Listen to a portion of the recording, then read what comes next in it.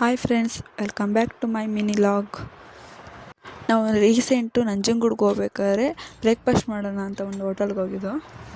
ನಮ್ಮ ಮನೇಲಿ ಎಲ್ಲರೂ ಒಂದ್ಸಲ ಆಗಲೇ ಹೋಗಿದ್ರಂತೆ, ನಾನು ಫಸ್ಟ್ ಟೈಮ್ ಹೋಗಿದ್ದಲ್ಲಿಗೆ. ಇಲ್ಲಿ ಇಡ್ಲಿ ಮಾತ್ರ ಫಸ್ಟ್ ಕ್ಲಾಸ್ ಆಗಿತ್ತು. ಅದರಿಂದ ಕ್ಯಾಶುಯಲಾಗಿ ವೀಡಿಯೋ ಮಾಡಿದ್ದು, ವೀಡಿಯೋ ಮಾಡಬೇಕು ಅಂತಗೋಸ್ಕರ ಏನು ವೀಡಿಯೋ ಮಾಡಿಲ್ಲ, ಕ್ಯಾಶುಯಲಾಗಿ ಹಂಗೆ ಹೋಗಿದ್ವಲ್ಲ ಅಂತ ವೀಡಿಯೋ ಮಾಡಿದ್ದು.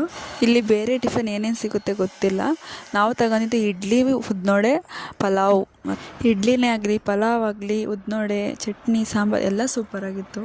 ನೀವು ಯಾವಾಗಾದರೂ ಶ್ರೀರಂಗಪಟ್ಟಣ ಸೈಡ್ ಬಂದರೆ ಒಂದ್ಸಲ ವಿಸಿಟ್ ಮಾಡಿ. ಹೋಟೆಲ್ ನೇಮ್ ಬಂದು ಲಕ್ಷ್ಮೀ ವೆಂಕಟೇಶ್ವರ ಟಿಫಾನಿಸ್ ಅಂತ.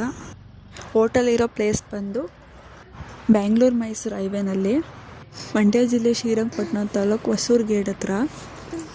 ಹೋಟೆಲ್ನ ಎಲ್ಲ ಚೆನ್ನಾಗಿರುತ್ತೆ ಅಂತೆಲ್ಲ ಸರ್ಚ್ ಮಾಡ್ತಿರ್ತೀವಿ ಅಲ್ವಾ.